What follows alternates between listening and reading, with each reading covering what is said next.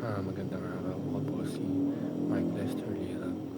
Ito po ang aking daily devotion. Um, the church is under the headship of Christ na tinalakay po ni Pastor Russell Ocampo sa 365 daily devotion.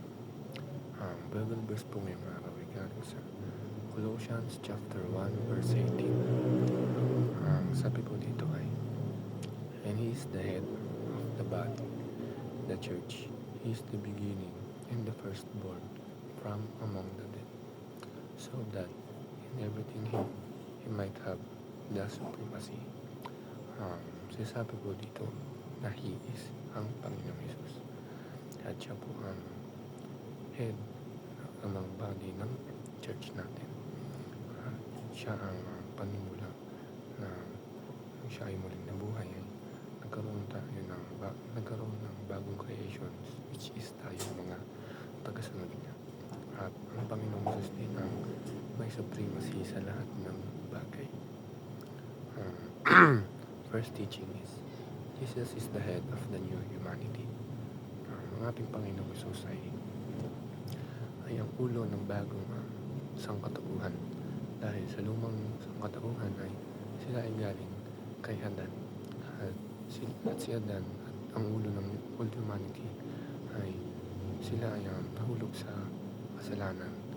At dahil dumating ang second Adam, which is si Jesus, ay tayo ay naligtas sa kabangkahan dahil si Jesus ang nagsakripisyo sa atin na kung sino man ang sumasampalataya sa Panginoong Hesus ay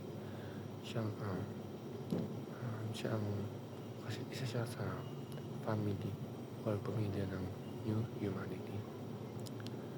Second teaching is, Jesus is the beginning and the firstborn. Si Jesus ang pasimula. Simula nang nabuhay muli si Jesus ay lahat tayo na nananampalataya sa Panginoong Hesus ay naging bagong likha.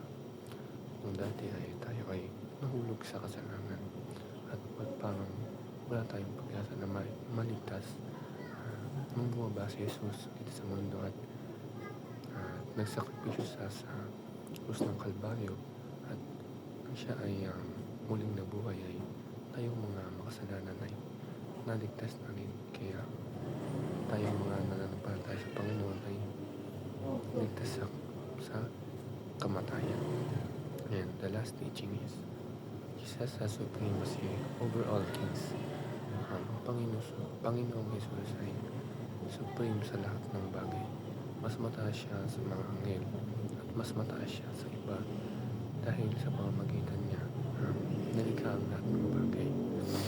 At sa pamamagitan ni Jesus ay nagkaroon ng bagong creation dahil habang tayo ay naniniwala at nananampalataya sa Panginoong Hesus at sa ginawa niya sa krus, ay tayo ay naging isang new creation ng Panginoon at ginawa na tayong anak na kasama sa pamilya niya. Yun lang po.